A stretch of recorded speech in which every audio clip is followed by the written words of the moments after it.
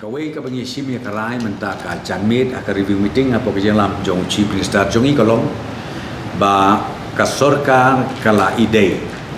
ban sya ban sedang no ban pli ya ki restoran apa ke jalam ekla jongi barok kawai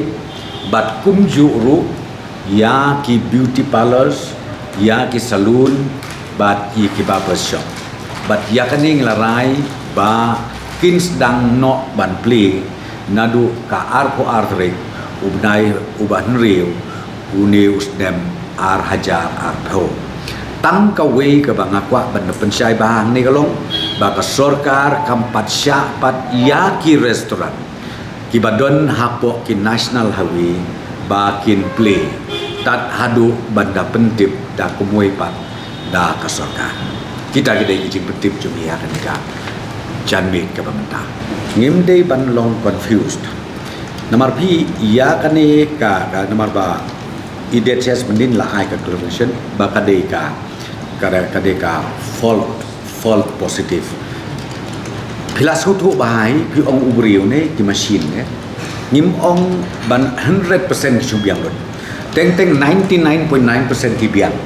ita 0.1% it happens but ka happen so ha samlem baruta di urang ba de kajian ta den rekane kalong hadik ga mendin ke statement ke belai na ka health department na kade hadin bakila shong meeting ba bat ki experts barok ke bala de constitute ke committee ke bala de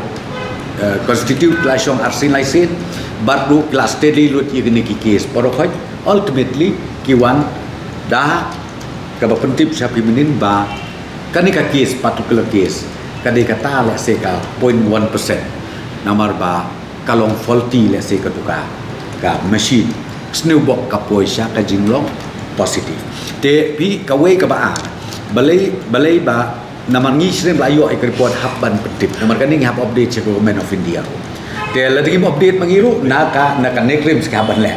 they are bound to inform the government of India phila ban kli ngi phila ban ong ba balai pi petip no uput dan yakap layo ai report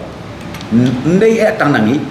na ka state government ni hapan pentip ha ka juga pon na kaliang jong ka testing agency ru ki hapan pentip ban update ya ka ke sapo India jungi don penuna ka dang satip apo India man ka sngi ka kiu kata ka yo kata ka hir kata ka punta kemopi tip hadu mendasi ka kanyu 3 Jun kibala step le e ka test hadu mendasi the sample already testing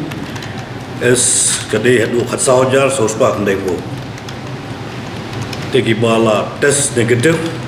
already tested negative long 14,086 kalau khatsa jar pravun rio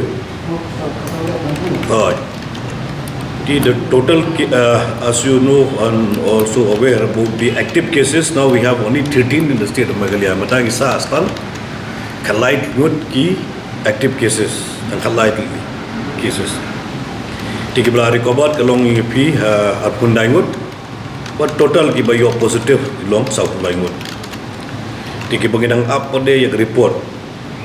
kidang up the report ado menta kalong lai span report we are waiting for the result was sent only for testing and now is 360 we are waiting for the result the reports no Nanti ada gitu ke entrance ke bawah Nashabar till today along country of justice spa. Those entrance coming from outside the state they are 16,100 till today.